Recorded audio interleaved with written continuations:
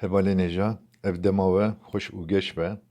Di vê vîdeoyê de ez ê bi awayekî Kurd li ser têgeha biyodestelatiyê rawestim û di derheqê vê têgehê de hinek zanînên Kurd rabêrî we hêjayan bikim.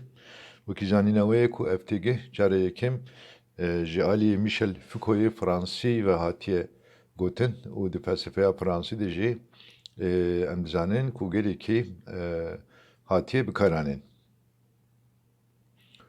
Berî ku ez danasînê bikim, ez dixwazim behsa gotineka Michel Foucault bikim ku wiha gotiye.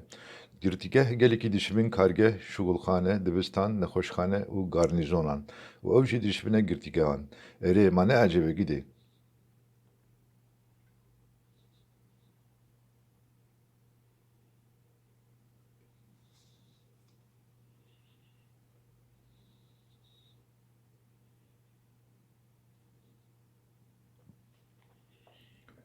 Têgeha biyodestelatê cara yekem ji aliyê Michel Foucault'ê filozofê Fransî ve hatiye gotin.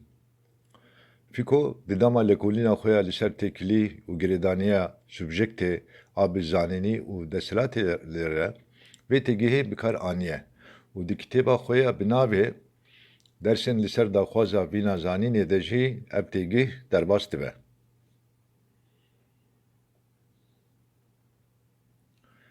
Li gor nêrîna Foucault şeklê rê û rêgehên cezakirinê heta sed sala hejdehan jî di şeklên xwepêşandanên şîddetê yên hovane debûn. Lêbelê di roja me ya îroyîn de xwestina şeklê verastkirina tevgerên mirovan.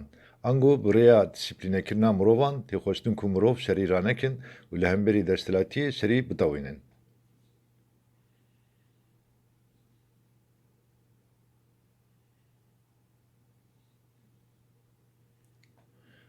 Di civakên rojavayî beden di toraka destelatê de çê digire. Belê, bi rêya dîsîplînekirina mirovan tê xwestin ku mirov serî ranekin û li hemberî destelatiyê serî bitewînin. Bi vî awayî tevgerên şexsan têne selhandin.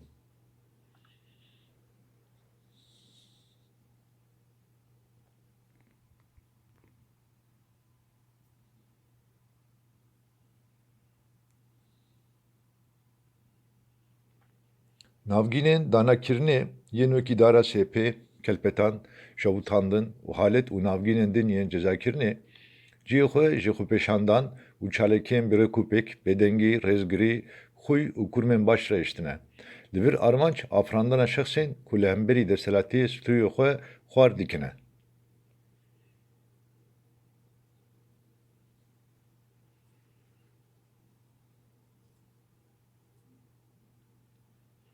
Ji xwe derketina holê ya zanista îstatîstîkê jî hewldaneke venêrîna nüfûsê ye ku nüfûs jî ji yekûna hêzên xwedîbeden pêk tê.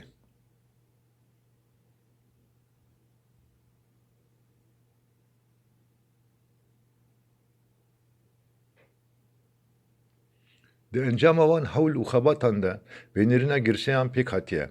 Foucault gotiye ku li civakên rojavayî beden di toraka destelatê de cih digire.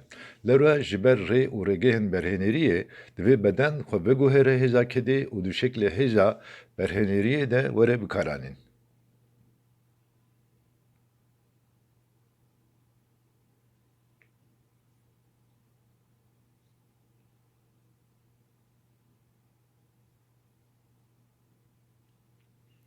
Bi vî awayî jî biyodestelatî civakeke asayî de afirîne û zor dide şexsan ku li gor normên heyî tev bigerin.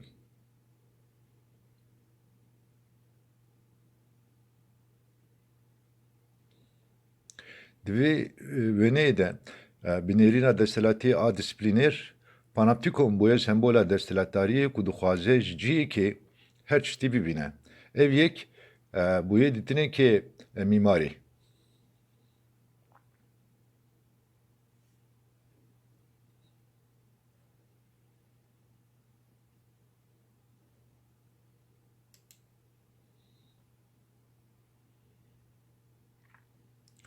Milê din jî bedena jinan bi saya perwerdehiya dîsîplînî hem tê parastin û hem jî ji bo hêza berhênêriyê dihê bikaranîn. Lewra destelatî dixwaze bedenên ku serî tewînin biafirîne.